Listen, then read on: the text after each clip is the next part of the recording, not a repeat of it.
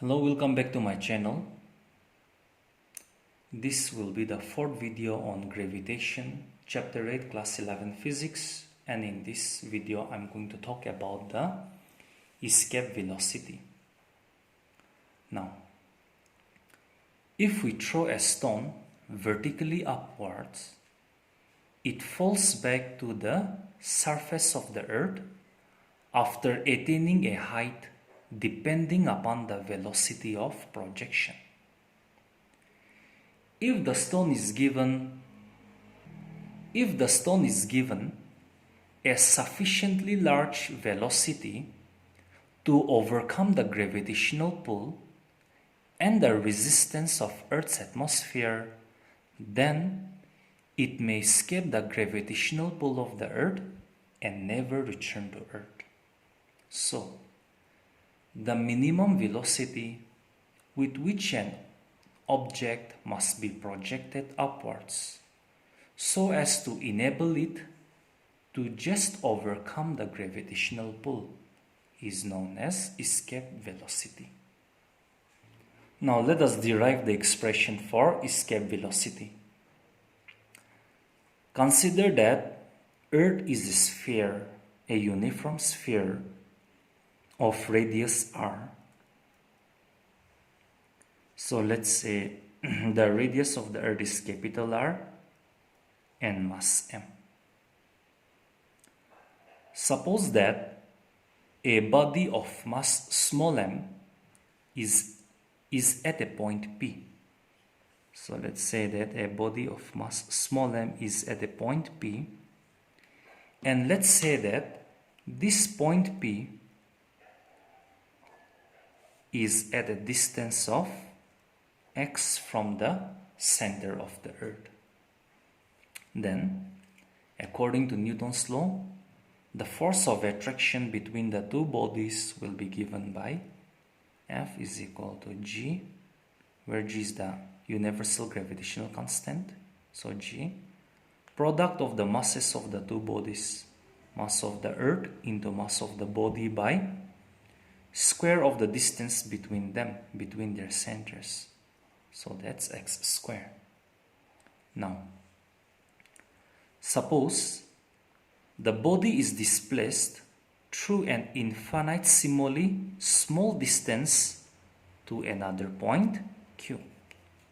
That means let's say that the distance PQ is dx, infinitesimally small distance. Then the work done in moving the body through an infinitesimally small distance dx is given by, small work done will be given by the force that is present in between them multiplied with the small displacement. Now F is G capital M small m by x squared dx. Therefore, the total work done in moving the body from the surface of the Earth, let us say from point A. So the total work done to move the body from the surface of the Earth, that is A, to a point at infinity. Okay, we want to project it to infinity. Infinity means where the gravitational pull would reduce to 0. Okay? Then the total work done to move the body from A, the surface of the Earth, to a point at infinity can be obtained by integrating this dw between the limits. Here, point A is at a distance of capital R from the center of the Earth. So we have to integrate between the limits x equals to R to, and we want to project it to the point at infinity. So x equals to infinity. So we have to integrate this dw from x equals to capital R to x equals to infinity. Therefore, your total work done will be given by integration from R to infinity dw. Now, so w will be integration from R to infinity dw. And dw is equal to capital G, capital M into small m by x squared dx. Here G is universal gravitational constant, capital M mass of the body is constant, small m mass of the body is constant. So capital G, capital M mass of the earth and mass of the body are constant, so they are independent of integration. So we will integrate only dx by x squared between the limits r to infinity. Now this also can be rewritten as r to infinity. Dx by x squared can be rewritten as x to the power minus 2 dx. Now this is of the form integration of x to the power n dx. So integration of x to the power n dx is x to the power n plus 1 by n plus 1 between the limits r to infinity. Now this gives you gmm by x to the power minus 1 by minus 1 between r to infinity. Here minus 1 is constant, so we can just write it as g capital M small m divided by minus 1. Here x to the power minus 1 can be written as 1 by x. The limit is r to infinity. So that is minus g capital M small m. Now instead of x, I substitute the upper limit. So 1 by infinity minus the lower limit. 1 by instead of x, I write capital R. So minus gmm, 1 by infinity is 0, minus 1 by r, which gives you gmm by r. Minus into minus becomes plus. Now, the work required to project the body so as to escape the gravitational pull is performed on the body by providing an equal amount of kinetic energy to it at the surface of the earth. The kinetic energy will be just enough to provide the necessary escape velocity. So if VE is the escape velocity, then the kinetic energy which should be given to the body on the surface of the earth will be, the kinetic energy will be half mv square. Here instead of v, I write escape velocity VE. So on comparing the above relations, we see that the work done is equal to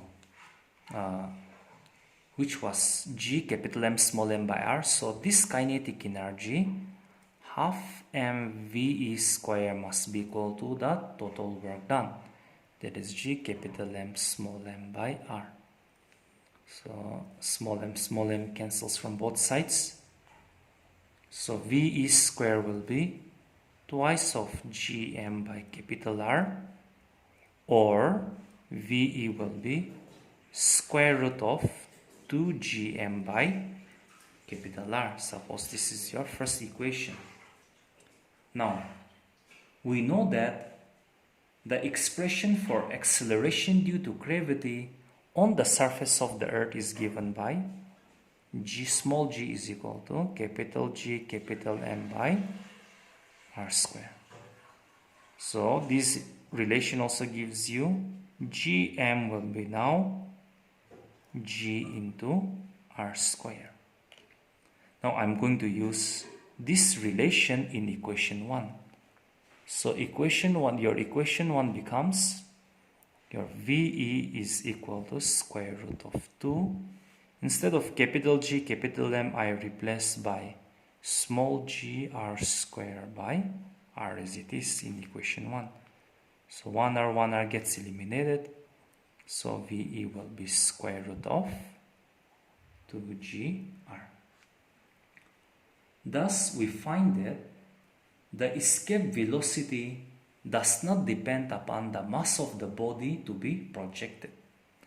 It depends upon the acceleration due to gravity on the surface of the Earth and the radius of the Earth. Now we know that the value of acceleration due to gravity on the surface of the Earth is 9.8 meter per second square. The radius of the Earth to be 6,400 kilometers. Now in that case, your VE will be given, is found out to be 11.2 kilometer per second, which is the required escape velocity. Now, let us work out an application. Find the velocity of escape at the moon. Given that the radius of the moon is 1.7 into 10 to the power 6 meter, and the value of acceleration due to gravity is 1.63 meter per second square. So the radius of the moon is 1.7 into 10 to the power 6 meter, and the value of G is given to be 1.63 meter per second square. Therefore, the escape velocity of the moon VE will be given by square. We know that the relation is 2gr.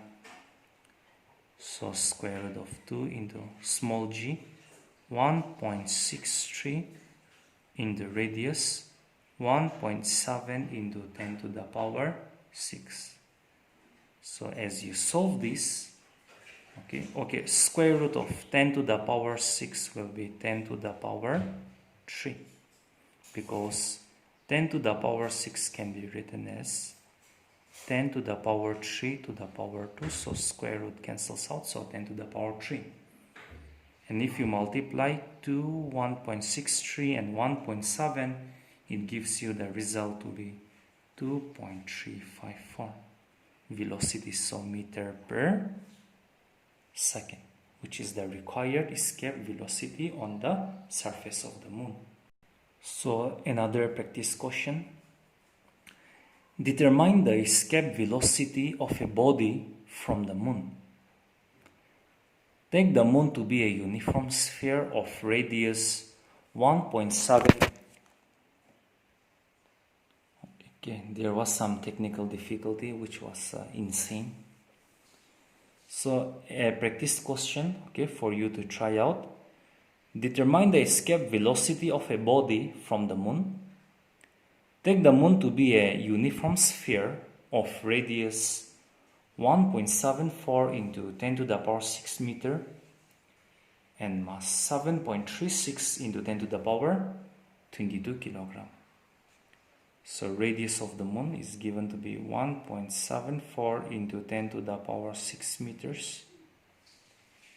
Mass of the moon 7.36 into 10 to the power 22 kilograms. Now, there are two expressions that we have seen for escape velocity. One is escape velocity is also given by square root of 2 times g times r, where g is the acceleration due to gravity and r is the radius of the planet. And we have also seen that the escape velocity is given by square root of 2 capital G capital M by capital R, where G is the universal gravitational constant, M is the mass of the planet, R is the radius of the planet. So knowing the value of G, which is 6.67 into 10 to the power minus 11 Newton meter square per kilogram square, and knowing the mass of the moon which is given, knowing the radius of the moon which is given, the escape velocity of a body from the moon can be calculated.